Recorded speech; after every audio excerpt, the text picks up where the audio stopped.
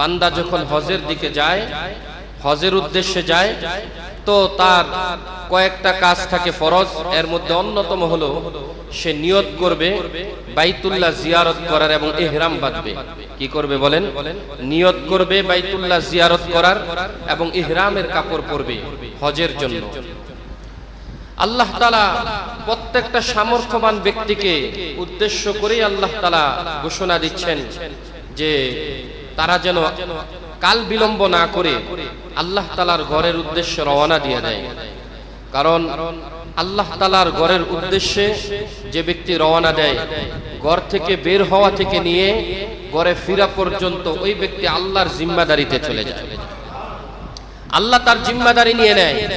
ওই সফরে যদি কোনো ব্যক্তি মারা যায়, সে সৌভাগ্যবান ব্যক্তিদের অন্তর্ভুক্ত হয়ে যায়। আল্লাহ তাআলা তার এই সফরের মৃত্যুর কারণে হয়তোবা তার জীবনের সমস্ত গুনাহগুলো আল্লাহ মাফ করে দেয়। সুবহানাল্লাহ। এজন্য আল্লাহ তাআলা প্রথমেই ডাক দিলেন বান্দাদেরকে এইভাবে, ওয়ালিল্লাহি আলান নাসি হিজ্জুল বাইতি মান ইসতাতাআ ইলাইহি সাবিলা ওয়া মান কাফারা ফাইন্নাল্লাহা গনিয়্যুন আনিল আলামিন।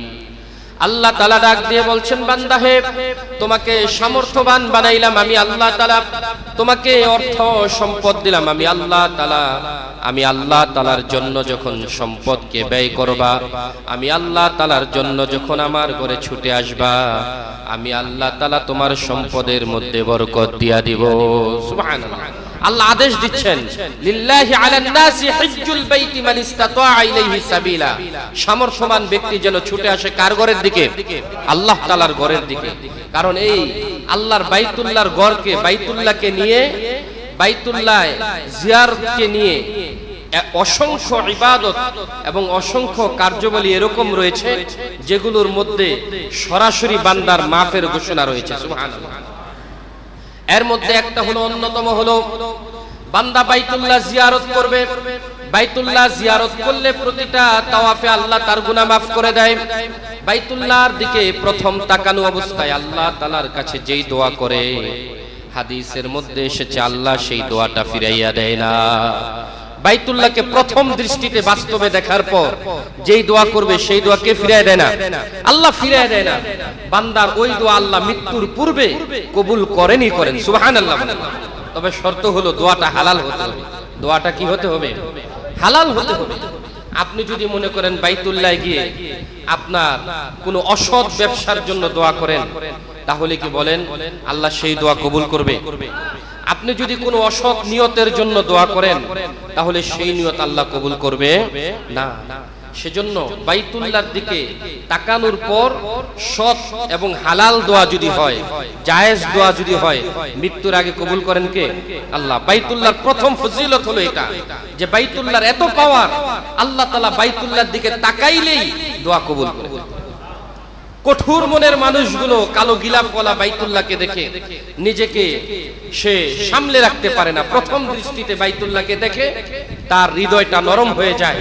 কারণ সেই সময় দোয়া কবুল হওয়ার এটাও একটা মূল কারণ, যে বান্দার হৃদয় গলে যায়, সে যা চায় একেবারে হৃদয়ের গভীর থেকে আল্লাহ তাআলার কাছে চায়। এজন্য আল্লাহ চায় যে বান্দা আমার কাছে চাবে, অন্তর থেকে চাবে, হৃদয় থেকে চাইবে। আর হৃদয়ের চাওয়াটা যখন হয়, আল্লাহ তাআলা সেই চাওয়াটাকেই আল্লাহ কবুল করে নেয়। সুবহানাল্লাহ। বাইতুল্লাহ জিয়ারতের পর অনেক অর্থ সম্পদ আপনি খরচ করলেন, আল্লাহ আপনাকে কিছু দিবে না এমনটা হতে পারে না। আল্লাহ তাআলা বাইতুল্লাহর ফরজের মধ্যে একটা অন্যতম ফরজ রাখলেন, আরাফার ময়দানে অবস্থান করা। কোথায় অবস্থান করা? আরাফার ময়দানে অবস্থান করা আল্লাহ তাআলা একটা ফরজ রাখলেন। এই ফরজ আরাফার ময়দানে, অনেক সময় যারা আরাফার ময়দানে গিয়েছেন দেখবেন অনেক সময় ময়দানের উপরে হেলিকপ্টার উঠছে, অনেক সময় অ্যাম্বুলেন্স গুলো রাস্তার সাইডে দাঁড়িয়ে আছে।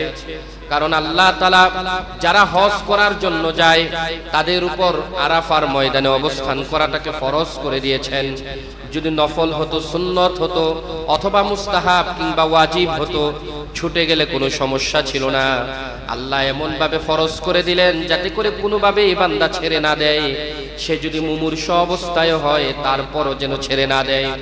মৃত্যু শয্যায় থাকতো, তারপরেও যেন ছেড়ে না দেয়, কারণ সে যে অর্থ সম্পদ খরচ করলো, আরাফার ময়দানে উপস্থিত হলো। আল্লাহ তাআলা আরাফার ময়দানে উপস্থিত হওয়ার সাথে সাথে সব গুনাহগার বান্দাদের গুনাহগুলোকে ধুয়ে মুছে দেয়।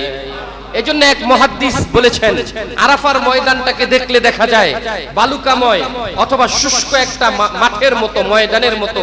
তিনি তার নিজের একটা মত ব্যক্ত করেছেন এইভাবে যে আমি আরাফার ময়দানকে দেখি একটা সমুদ্রের মতো। আল্লাহু আকবার বলেন। তার ছাত্ররা প্রশ্ন করলো, আরাফার ময়দানকে আপনি কোন দৃষ্টিতে সমুদ্রের মতো মনে করেন? কয় ময়লা পোশাক নিয়ে, শরীরের মধ্যে হাজারো ময়লা নিয়ে স্রোতওয়ালা সমুদ্রের মধ্যে একজন ব্যক্তি দাঁড়ানোর পর যখন শরীরটাকে একটু ভালো করে মাঝামাঝি করে, ওই ব্যক্তির শরীরে যেমন কোনো ময়লা থাকে না, আমি মনে করি আরাফাতের ময়দানে এসে যদি আল্লাহ তাআলার কাছে কাকুতি মিনতি করে বান্দা, হাদিস থেকে পাওয়া যায় আল্লাহ তার সব গুনাহগুলো ধুয়ে মুছে দেয়। তাহলে গুনাহ ধোয়ার জন্য একটা সমুদ্র হলো আরাফার ময়দান। আরাফাতের ময়দান কি?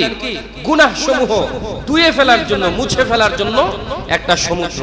শুধু আমার এবং আপনার নয়, পৃথিবীর আদি মানব, সর্বপ্রথম মানুষগুলো যারা ছিলেন, যাদেরকে আল্লাহ তাআলা সৃষ্টি করার পর সবচেয়ে আদর এবং সোহাগ দিয়ে আল্লাহ জান্নাতের মধ্যে রেখে দিয়েছেন, তারা হলো আমাদের আদি পিতা এবং মাতা হযরত আদম আলাইহিস সালাতু ওয়াস সালাম এবং হযরত হাওয়া আলাইহাস সালাতু ওয়াস সালাম। চিনেন তো ওনাদেরকে? নাম শুনছেন? আমাদের পূর্বপুরুষ, আমাদের আদি পিতা, যাদের থেকে আমাদের বংশ বিস্তার শুরু হয়েছে। আল্লাহ তাআলা ওনাদের ব্যাপারে বলেন, ইয়া আইয়ুহান নাসু রাব্বাকুমুল্লাযী খালাকাকুম মিন নাফসিন ওয়াহিদাতিন ওয়া খালাকা মিনহা যাওজাহা ওয়া বাসসা মিনহুমা রিজালান কাসীরান ওয়া নিসাআ। পৃথিবী যখন সৃষ্টি শুরু করেছি আমি আল্লাহ তাআলা, পৃথিবীকে নিয়ে যখন পরিকল্পনা করেছি, তোমাদেরকে জমিনে প্রেরণ করার আগে ও মানুষ সকল জেনে রাখো, আমি আল্লাহকে ভয় করো। আমি আল্লাহ একজন পুরুষ এবং একজন নারী সৃষ্টি করেছি। ওই পুরুষটা থেকে আমি একজন নারী সৃষ্টি করেছি, আবার ওই নারী এবং পুরুষ থেকে আমি অসংখ্য হাজার হাজার নারী এবং পুরুষ সৃষ্টি করেছি পৃথিবীটাকে আবাদ করানোর জন্য। প্রথমে আল্লাহ তাআলা যেই নারীটাকে এবং পুরুষটাকে সৃষ্টি করেছেন, তারাও আল্লাহ তাআলার একটা কথাকে অমান্য করার কারণে, বুঝতে না পারার কারণে, শয়তানের ওয়াসওয়াসায় ধোঁকায় পড়ে তারাও যখন নাকি একটা অপরাধে জড়িত হয়ে গেল, আল্লাহ তাআলা তাদের এত মারাত্মক গুনাহ, যারা একেবারে জান্নাতের জন্যই নির্দিষ্টভাবে সৃষ্টি হয়েছেন। আল্লাহ মানুষকে সৃষ্টি করেছেনই জান্নাতে বসবাস করার জন্য।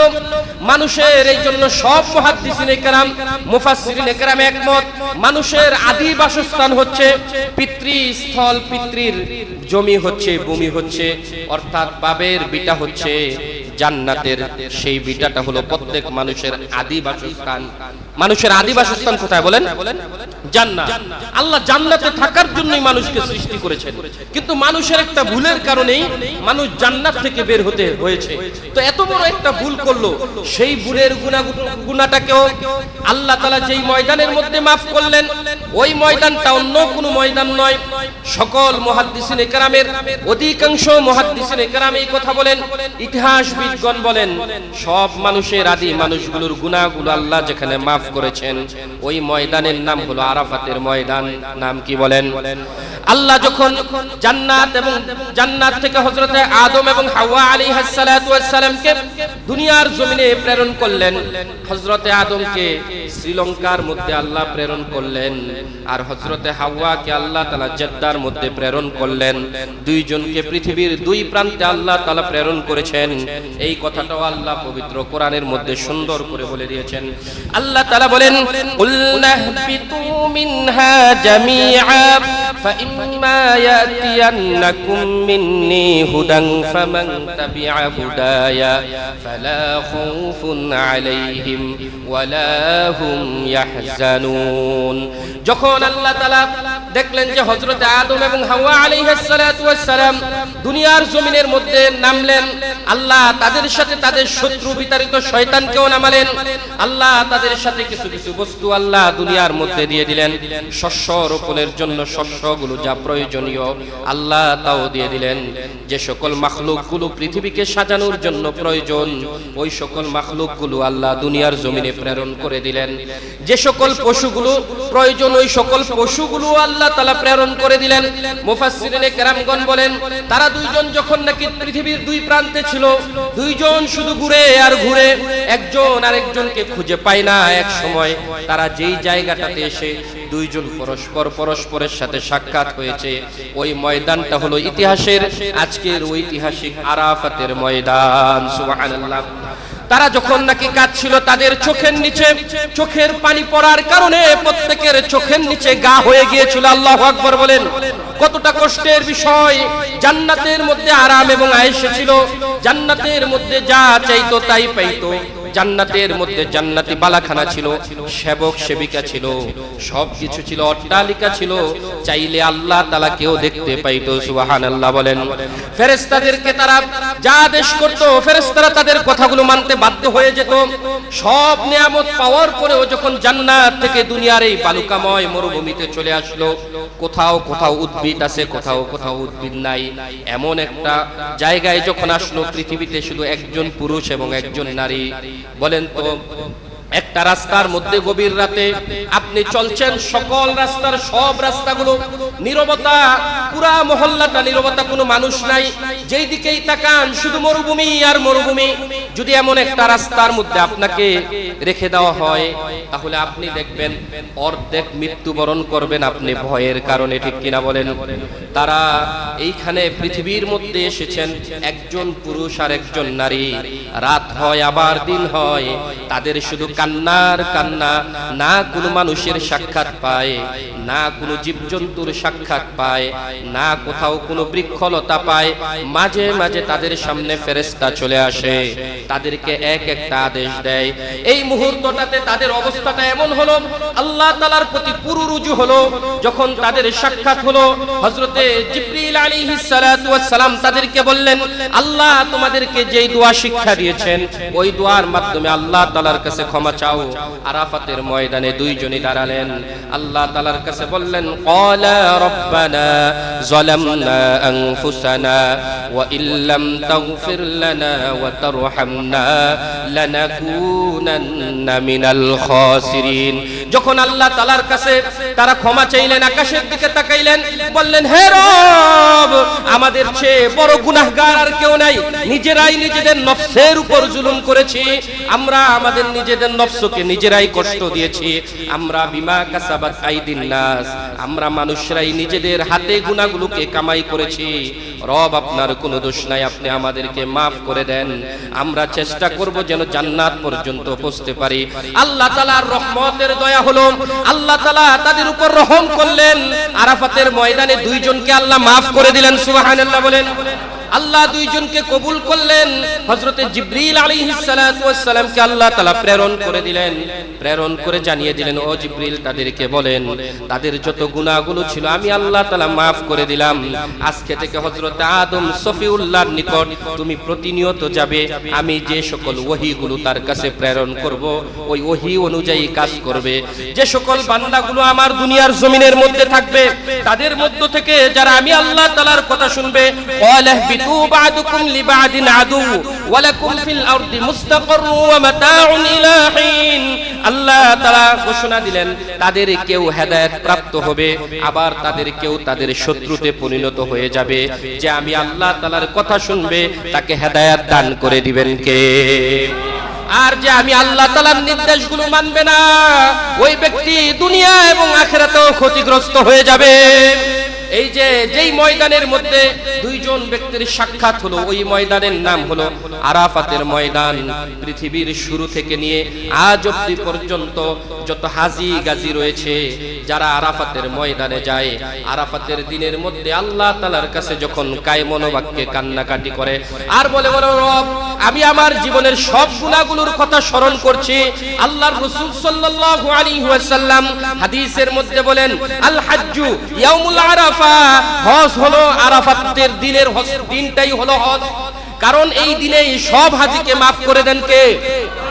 এমনকি হাজীদের মাঝে মাঝে এমন কিছু কায়মানোবাক্য থাকে আল্লাহ তাআলার কাছে এমন ভাবে থাকে, আল্লাহ শুধু আমাকে maaf করে দিবেন এমনটা নয়, আমার প্রতিবেশীকে আপনি maaf করে দেন, সকল উম্মতে মুহাম্মদীকে আপনি maaf করে দেন। যখন এইভাবে সকলকে নিয়ে দোয়া করতে থাকে, কোন হাজীর জবানের দোয়াকে আল্লাহ ফিরাইয়া দেয় না। কারণ যে ব্যক্তি হজ করতে যায়, ওই ব্যক্তিকে দেখবেন যারা হেরামের মধ্যে, যারা মসজিদুল হারামে প্রবেশ করবেন, প্রত্যেকটা দেয়ালের মধ্যে লেখা আছে দয়ফুর রহমান। কি লেখা আছে বলেন? আরো জোরে বলেন, দয়ফুর রহমান। কি লেখা? দয়ফুর রহমান শব্দের হলো অর্থ হলো রহমানের মেহমান। কার মেহমান? চিৎকার দিয়ে বলেন, রহমানের মেহমান। যে ব্যক্তি রহমানের মেহমান হয়, মেহমানকে কোনোদিন বেইজ্জতি করতে পারে না। মেহমানকে কখনো, মেজবানের উচিত এ নয় যে তাকে অসম্মানিত করা। মাঝে মাঝে মেহমান অনেক কিছু আবদার করে, জোরপূর্বক হলো সেই আবদারটাকে কি করে, মানে আদায় করে নেয়, ঠিক না? এমন তো রহমানের মেহমান যারা হয়, তারা মাঝে মাঝে এমন কিছু কথা আল্লাহ তাআলার সাথে বলেন যেগুলো আসলে মঞ্জুর করার মতো নয়, কিন্তু মেহমান হওয়ার কারণে আল্লাহ কবুল করে নেয়। সুবহানাল্লাহ। এজন্য হাজীদেরকে বলা হয়, যারা মসজিদুল হারামে প্রবেশ করে তাদেরকে বলা হয় দয়ফুর রহমান। তাদেরকে কি বলা হয় বলেন? আপনার বাড়িতে একজন মেহমান আসছে, আপনি আপনার মেহমানকে সর্বোচ্চ সম্মান করার চেষ্টা করবেন। এই তো, এটা যদি দুনিয়ার মানুষের একটা গুণ হয়, বৈশিষ্ট্য হয়, যে আমার মেহমানকে আমি সর্বোচ্চ সম্মান দান করব, আমার মেহমানকে আমি সর্বোচ্চ অগ্রাধিকার দিব, তাহলে যেখানে রহমানের মেহমান হয়, সেই রহমান তার মেহমানটাকে কতটা কদর করতে পারে। সুবহানাল্লাহ। এই জন্য দেয়ালে দেয়ালে লেখা দয়ফুর রহমান, বড় করে লেখা, যে তুমি যে অর্থ সম্পদ খরচ করেছো, ভয় পাওয়ার কিছু নাই। তুমি যেই হাদিয়া নিয়ে রবের কাছে গিয়েছো, তার চেয়ে বেশি হাদিয়া তোমাকে দিয়ে দিবেন কে?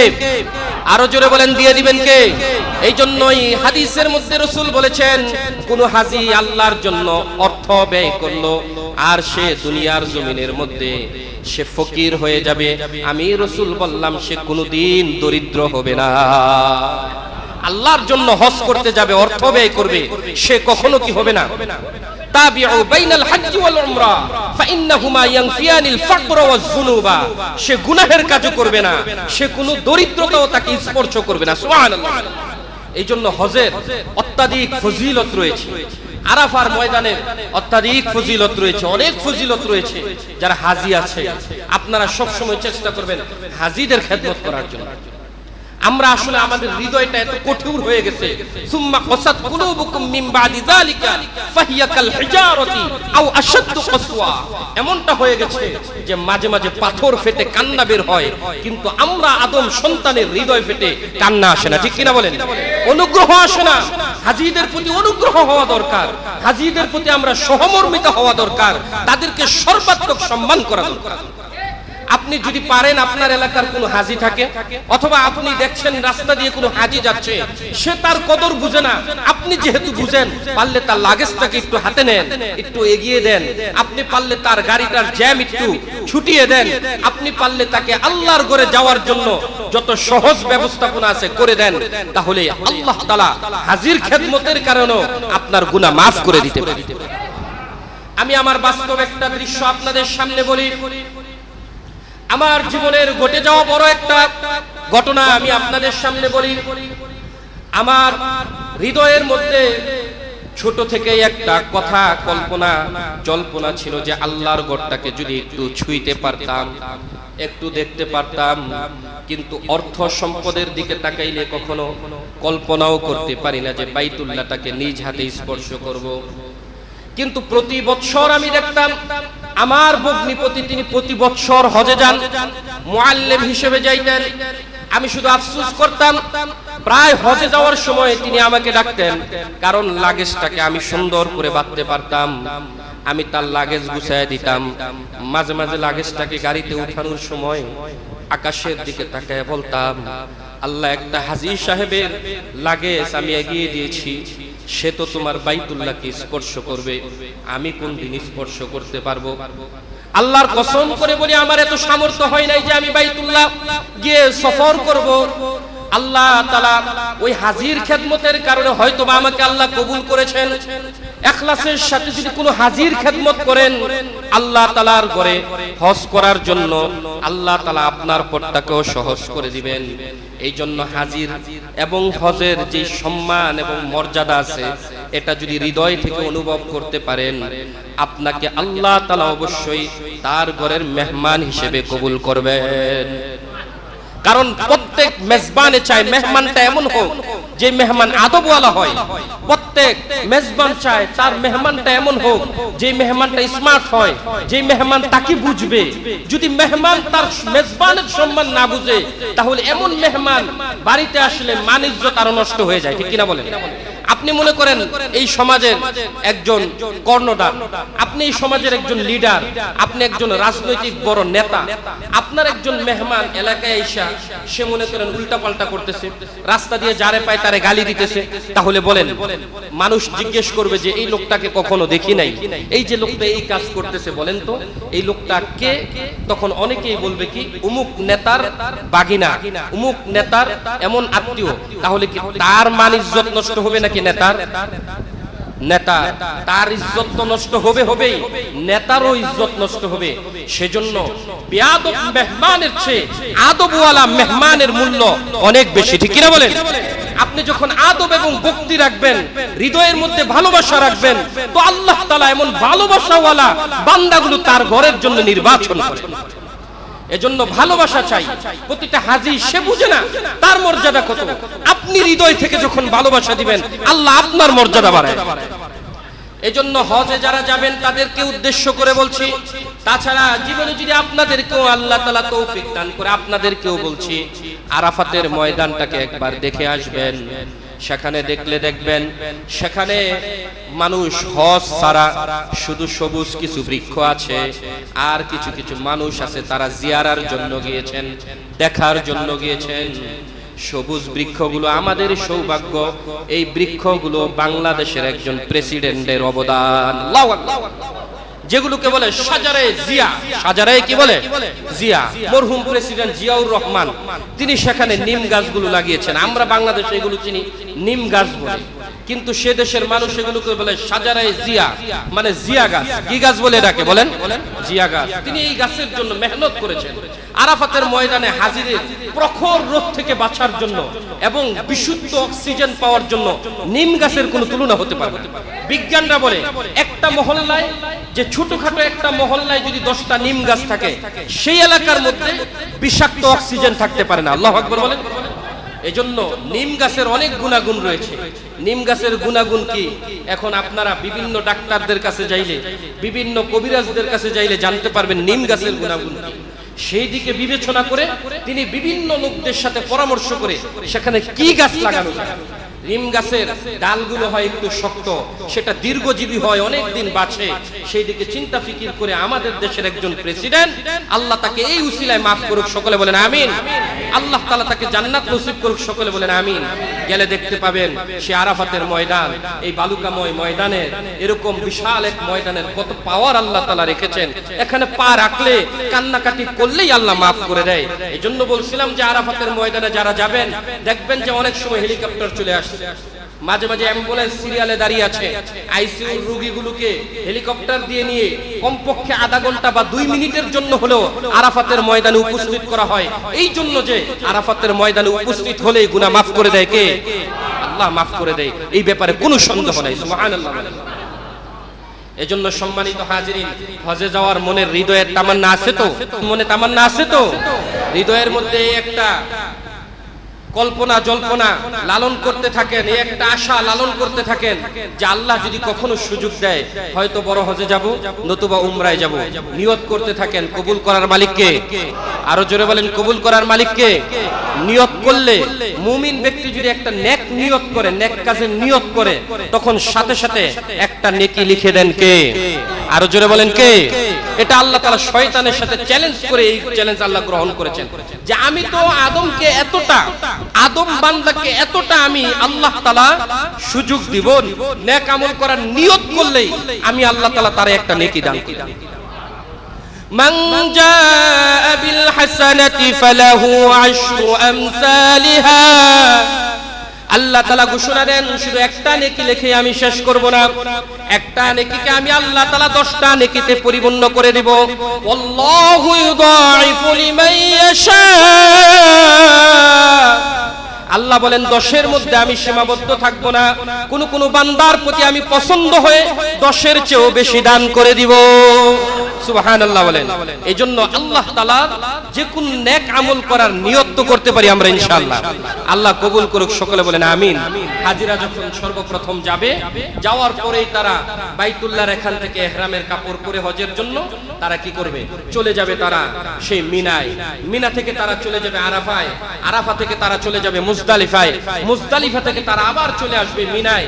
মিনায় এসে তাদের সেই কুরবানি হবে, দমে শুকুর হবে। সেই কুরবানি শুধু হজের জন্যই নির্দিষ্ট। তারপরেও যদি কারো উপর কুরবানি ওয়াজিব হয়, সে আবার দেশে আলাদা কুরবানি দিতে হবে। সেটা আসলে মূল কুরবানি নয়, এটাকে বলা হয় দমে শুকুর, অর্থাৎ হজ করার যে আল্লাহ তৌফিক দিল এই জন্য কুরবানি করা। মনে থাকবে তো ইনশাআল্লাহ। তারপরে সেই মিনার মধ্যে মিনার ঘটনা চলে আসে, যা যুলকাদা এবং যুলহজ মাসের সাথে সম্পৃক্ত। ইনশাআল্লাহ আগামী সপ্তাহে বলবো মিনার ইতিহাস কি। মিনার মধ্যে 3টা খাম্বা দাঁড়ানো আছে, পিলার আছে। ওই পিলারগুলো একটা হচ্ছে বড়, একটা মাঝারি, একটা ছোট। ওই পিলারগুলোতে বড় শয়তান, ছোট শয়তান, বড়, তারপরে মেজু শয়তান বলা হয়। এই প্রত্যেকটাকে এরকম কঙ্কর নিক্ষেপ করে। প্রায় 3 দিনে 70টা কঙ্কর হাজী সাহেবরা নিক্ষেপ করে। এই যে 70টা কঙ্কর নিক্ষেপ করে, কঙ্করগুলো যায় কোথায় আজও পর্যন্ত মানুষ খুঁজে পায় না। আল্লাহু আকবার বলেন। যে মুহাদ্দিসিনে কেরামগণ বলেন, যার দিলার কঙ্করটাকে আল্লাহ কবুল করে সেটা আল্লাহ তাআলা অদৃশ্য করে। হাজরা মুজদালিফা থেকে সেই পাথরগুলোকে এরকম তারা সংগ্রহ করে নিয়ে যায় ব্যাগে করে, আবার সেই মিনায় গিয়ে তারা পাথর নিক্ষেপ করে। কিন্তু এত হাজিদের এত পাথর কোথায় যে যায় কেউ খুঁজে পায় না। আজও পর্যন্ত সেখানে এমন হয় নাই যে পাথরের স্তূপ হয়ে গিয়েছে, এমনটা দেখা যায় নাই। তবে হ্যাঁ, মাঝে মাঝে পরিষ্কার করতে হয়। অনেক হাজি আছে তার ডিলাটাকে আল্লাহ কবুল করে না, সেই পাথরটা তো সেখানেই থাকে, তাহলে মাঝে মাঝে পরিষ্কার করতে হয়। কিন্তু লক্ষ লক্ষ 50 লক্ষ হাজি যদি 70টা করে ডিলা মারে, তাহলে চিন্তা করেন কতগুলো পাথর জমা হতো। প্রতি 2 দিন পরে পরেই সাফাই করা দরকার, কিন্তু আল্লাহ তাআলা এই পাথরগুলোকে অদৃশ্য করে দেন। এটা হাদিসের মধ্যেও এসেছে, আল্লাহ যার ডিলাটাকে কবুল করে তার পাথরটাকে আল্লাহ অদৃশ্য করে দেয়। সেই মিনার মধ্যে কুরবানি হয়েছিল হযরত ইব্রাহিমের মাধ্যমে, হযরত ইসমাঈল আলাইহিস সালাতু ওয়াস সালামের। এই ইতিহাস জানি তো আমরা ইনশাআল্লাহ। কোরআনের আলোকে সূরাতুস সফফাতে আল্লাহ তাআলা এই ঘটনা বিস্তারিত আলোচনা করেছে। ইনশাআল্লাহ আগামী সপ্তাহে কুরবানি কার উপর ওয়াজিব এবং কে কুরবানি দিবে, কেমন কুরবানি হওয়া উচিত, শরীক কেমন হওয়া উচিত এবং কুরবানির ইতিহাস নিয়ে সংক্ষিপ্ত আলোকপাত করব ইনশাআল্লাহ। আগে